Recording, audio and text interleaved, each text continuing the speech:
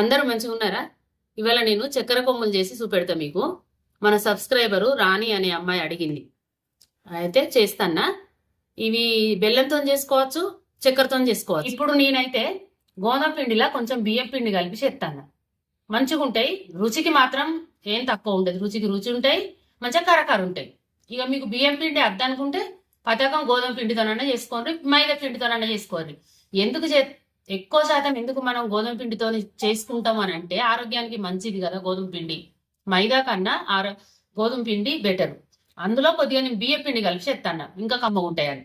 ఇప్పుడు అది ఎట్లా పిండి కలుపుడో ఎంత తీసుకున్నాడు అనేది నేను మీకు ఇప్పుడు చూపెడతా. ఇప్పుడు ఇది గోధుమ పిండి, ఇది బియ్య పిండి.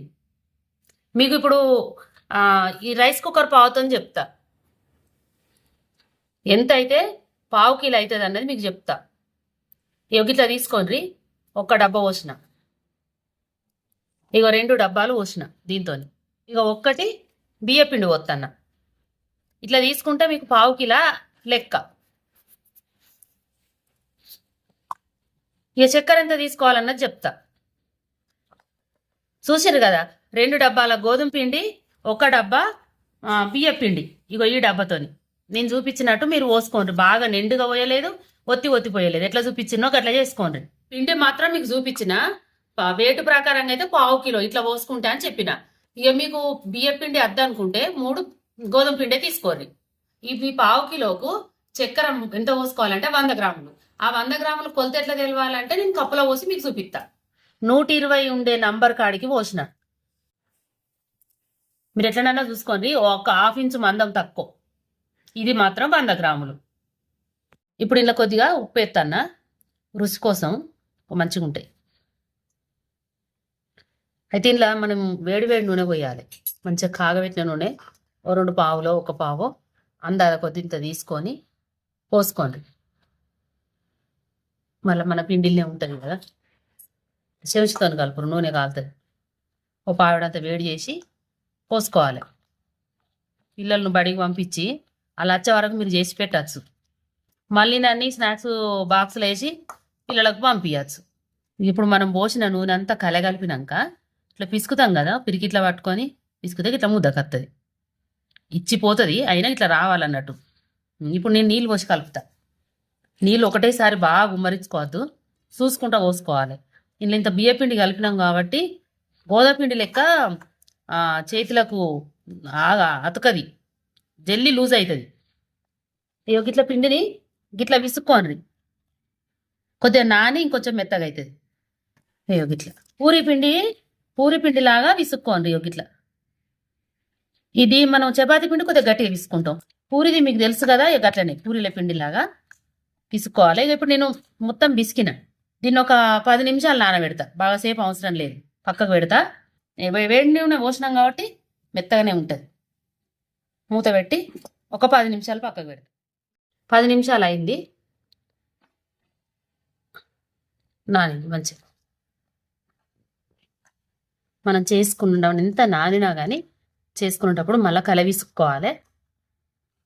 పిసుకుడు కూడా నేను చూపిస్తా ఒకటి. మా ఇంట్లో మా పిల్లలు కూడా ఇట్లనే విసుకుతారు. అందుకే అందరికీ, మా వాళ్ళకు మీకు అందరికీ తెలుస్తుంది. గిట్లా విసుకుతారు. గిట్లా కాదు, గిట్లా ఇట్లా ఇట్లా విసుకాలి. పిరికిట్లా ఇట్లా మంచిగా మెదుగుతుంది పిండి. ఈ మట్టతోనే పిసుకాలి. ఈ ఏళ్ళతోని గిట్లా గిట్లా గిట్లా అంటే అది మెదగది. ఇట్లా ఇట్లా మన చేతిలో గట్టిగా పిసుకుతేనే పిసుకుడు మంచిగా పడుతుంది. మీరు ఎప్పుడైనా గుర్తుపెట్టుకోరు, చపాతీ పిండి విసికినా, గారెల పిండి విసికినా, ఏ పిండి అయినా మూనేళ్లతోని, ఈ ఏళ్లతోని కాదు, మంచిగా ఇట్లా మట్టతోని గట్టిగా విసుకాలి. సరే, ఇప్పుడు నేను చేసి మీకు చూపిస్తావు చక్కెర కొమ్ములు. ఇప్పుడు ఇది పావు కిలో పిండి కదా, ఈ పావు కిలో పిండిని నేను ముద్దలు తీసుకుందాం. ఎన్ని ముద్దలు అయితే అన్ని చేసి పక్కకు పెట్టుకుంటే ఒక కొలత లాగుంటుంది. మనకు 4 ముద్దలు అయినాయి. మంచిగా ఆటపాటలతోని చేసుకోవచ్చు. ఇది ఏమంత కష్టం కాదు. ఇష్టము అని అనుకుంటే కష్టం అనిపించేది, మంచిగా చేసుకోవచ్చు. ఇప్పుడు నేను పావు కిలో పిండికి చేస్తాను. ఒకవేళ మీరు 1/2 కిలో పిండి చెయ్యాలని అనుకున్నారనుకో, ఇప్పుడు నేను చూపించినట్టే అదే డబ్బతోని 4 గోధుమ పిండి పోసుకోండి, 2 బియ్య పిండి పోసుకోరు. అట్లా కొలత. దానికి చక్కెర అయితే 200 గ్రాములు. ఇప్పుడు 100 తీసుకున్నాం, 200 గ్రాములు చేస్తానా. పిండి చల్లుడద్దు, మనకు నూనె పెట్టుడద్దు. మీరు చపాతీలాగా లాటించుకోరి, మరీ దొడ్డొద్దు, మరి పల్సగద్దు. మడత రొట్టె కూడా కాదు ఇది, మామూలుగానే సాదనే చేసుడు. బాగా పిండి ముద్ద ఎక్కువ పెడితే మరి పీటలు పత్తది కానీ చేయరాని వాళ్ళకుంటే దబ్బన మందం వస్తాయి, తెలియదు. కాలంగా కూడా మెత్తగా ఉంటాయి. ఇట్లా చేసుకోండి. ఒకవేళ ఈ రొట్టె తీస్తా అంటే పిండి ఈ పీట కతుక్కొని చినుగుతాయి కదా, అట్లాంటప్పుడు ఇట్లా పీటని దింపుకోండి. ఇట్లా కూడా చేసుకోవచ్చు మనం. మనకు ఇక ఎట్లా వీలైతే గట్లా. ఎట్లయితే ఏంటి, పీట మీదనే ఉంటుంది కదా. మనకు చేతిలో పట్టుకున్నప్పుడు మీకు మందం అని అనిపిస్తే ఇంకొద్దిగా లాటించుకోండి. బరువు మందం ఉన్నది అనుకుంటే లాటించుకోండి. ఇక్కడ ఈ సైడ్స్ కొంచెం సమానం వచ్చేటట్టు తీసేసుకోండి. ఇక నాకు గీయచ్చినట్టు నేను గీస్తాను చాకుతోని. మీరు కొద్దిగా మంచిగా గీసుకొని మంచిగా స్టైల్గా చేసుకోండి. ఎంత వెడల్పు అంటే సన్నమే, గింత అంత సన్నం. మన చాక్ పీస్ అంత వెడల్పుతోని కట్ చేయండి. బాగా వెడల్పు కట్ చేస్తే కూడా మంచిగా ఉండయి. మన పాకం లేచినాక మంచిగా కళ్ళకు ఇంపుగా కనబడాలి, అందుకోసం సన్నం కట్ చేసుకోండి. పొంగుడు కూడా మంచిగా పొంగుతాయి. దీన్ని ఇట్లా తీసుకోండి. ఇట్లా ప్లేట్లకు ఇట్లా కొసకేసుకోండి. కాల్చేటప్పుడు మనకు మంచిగా ఈజీగా తీయత్తది. అడుక్కేసినాం అనుకో కొంచెం అన్నీ అయిపోయే వరకు అతుకుతాయి. ఇట్లా వేసుకుంటే జల్లి తీయచ్చు. మళ్ళీ పోనీ ఇట్లా అడుక్కేసుకున్నా అంటనియద్దు, కొంచెం దూరం వేసుకోండి. ఇట్లనే నేను ఉన్న 3 ముద్దలు చేసినాక కాల్చేటప్పుడు మీకు చూపిస్తా. పిండి ఆరిపోయింది అనుకో, తమన ఫ్యాన్ కింద కూర్చొని చేస్తాం. మూత అయితే పెట్టినాం కదా, అప్పుడు కలిపి మళ్ళీ ఆరిపోతుంది. అట్లాంటప్పుడు ఏం చేయాలి, ఇట్లా గిలాసడాన్ని నీళ్ళు దగ్గర పెట్టుకొని ఇట్లా తీసుకొని మన చెయ్యికి తగ్గట్టు పలగకుండా, చేత్త అంటే పలగకుండా పలుగుడు రాకుండా ఇట్లా ముద్ద తీసుకోండి.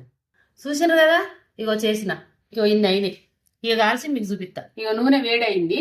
ఇప్పుడు మీకు కాల్చి చూపిస్తా. నూనె కాలిందా లేదా చెక్ చేస్తా. ఇప్పుడు నూనె కాలింది. చక్కెర కొమ్ములు కాల్చేటప్పుడు అయితే మంట ఎక్కువ పెట్టుకోవద్దు, అట్లాంటి సిమ్ముకు పెట్టుకోవద్దు.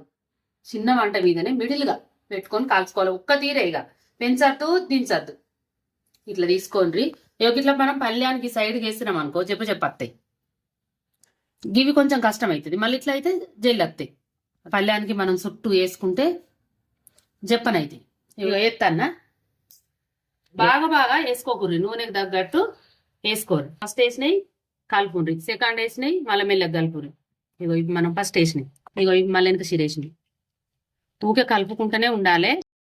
బాగా మంట పెడితే ఏమవుతుందంటే పైన మాడిపోతే కానీ లోపల కాలే. ఇప్పుడు వీటిని కలుపుకుంటా ఇట్లా చేతులు వేసుకుంటా అన్న చూడుండ్రి.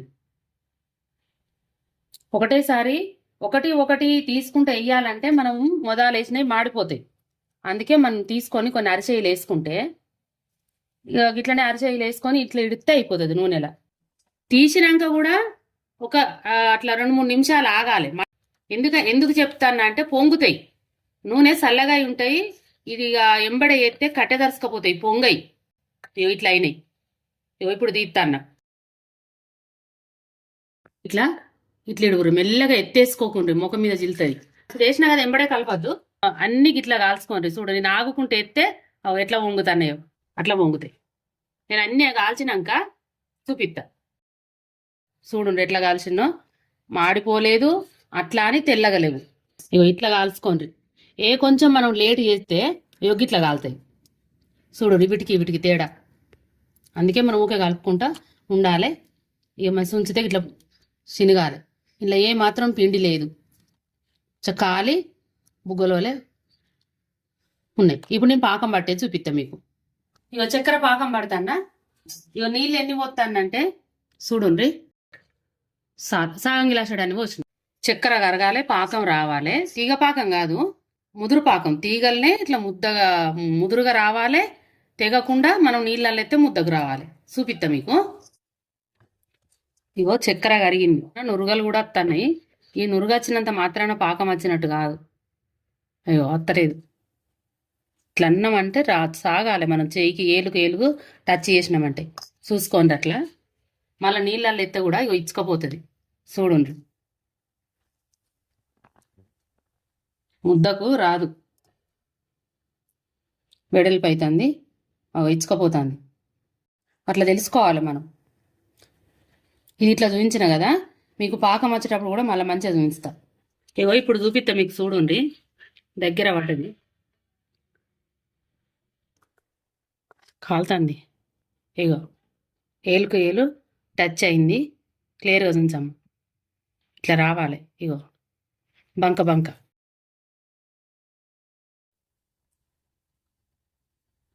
మనం ఇట్లా అంటే ముద్ద కత్తది. ఇక ఎక్కువసేపు ఉంచితే మళ్ళీ చక్కెర అవుతుంది. ఈ పాకం వీటికే, లడ్డూలకు ఇట్లా పట్టద్దు.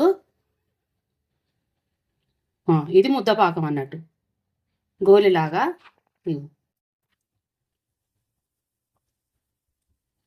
ఏలకుల పొడి ఎత్తానా, స్టవ్ బంద్ చేస్తానా. వేసినాక మంచిగా కలగలుపుంది. ఇక ఒకసేపు ఆగుతామనంటే పొడి పొడి అవుతుంది. వీటికి పట్టుకోవాలి కదా, అన్నిటికి పట్టుకునేటట్టు కలుపురు. పాకం వచ్చినాక మళ్ళీ పొయ్యి మీద పెట్టి అట్లనే వేడి మీద కలపద్దు. పాకం వచ్చిందంటే కథం బంద్ చేయాలి, కలగలుపుకోవాలి. ఇగో చూడండి, గలగల గలగల ఎట్లున్నాయి, ఒక్కదానికొకటి అంటుకోలేదు. అట్లా అని చక్కెర ముద్దలకు ముద్దలు లేదు, ఇంత మంచిగా ఉన్నాయి. సూపర్. ఇట్లా రాలుతుంది, ఇట్లా అంటే కూడా ఏమన్నా రాలిపోతుందా, ఈక్వల్గా మంచిగా ఉన్నది, ఒక్క తీరుగా మంచిగా ఉన్నాయి. ఇక చక్కెర కొమ్ములు రెడీ అయినాయి. ఇగో ఈ తీరుగా వచ్చినాయి. మీకు చేసుడు చూపించిన, కాల్చుడు చూపించిన, పాకం పట్టుడు చూపించిన, ఇగో తినేది కూడా మీకు చూపిస్తాను నేను. దాంచుకునే చేద్దామంటే ఎన్నన్నా వెరైటీలు చేయొచ్చు, మీ ఓపిక ఉండాలి. కానీ మీకు తినటోళ్ళు మత్తు మంది రెడీ ఉంటారు, మీరు చేయడానికి రెడీ ఉండాలి. సెలవులు ఇచ్చినప్పుడు ఓగోల, స్కూల్లోకి పోయేటప్పుడు ఓగోల. తల్లికి ఎప్పుడు రెస్ట్ ఉంటుంది. మరి వద్దనుకుంటే బయట తెచ్చి పెట్టచ్చు, మనకు నచ్చినా నచ్చకున్నా వాళ్ళ కోసం తెస్తాము. ఇక మరి మంచిగా ఉండాలి. పిల్లల్ని మీరు ఎంత మంచిగా తిండి పెట్టి, ఎంత మంచిగా వాళ్ళని పొదన చేసి బడికి పంపిస్తారో, మంచి స్కూళ్ళల్లో వేసి అట్లనే మంచి తిండి పెట్టుర్రి. మీరే చేసి పెట్టుకోరు మీ పిల్లలకు. ఇంట్లో ఉండే హౌస్ వైఫ్లకైతే ఇది వీలైతాయి ఇలాంటి పనులు, జాబు పోయేటోళ్ళకైతే కాదు. మరి మేము జాబు పోయేటోళ్ళు నువ్వు మాగా చెప్తాను కానీ మాకెట్లా వీలవుతుంది అని అనుకుంటారు. అదే మాట నేను చెప్తాను. జాబు పోయేటోళ్ళకి వీలు కాదు. అమ్మమ్మలో నాలాగా నానమ్మలో ఉంటే చేసి పెట్టచ్చు. కష్టం అని అనుకోకూడదు, ఇష్టంగా పిల్లలకి చేసి పెట్టుర్రి. నా వీడియో నచ్చితే చేసుకోండి, తినుండ్రి, కామెంట్ పెట్టుండ్రి, లైక్ చేయండి, సబ్స్క్రైబ్ చేయండి, తోటి వారికి నేర్పించుండ్రి.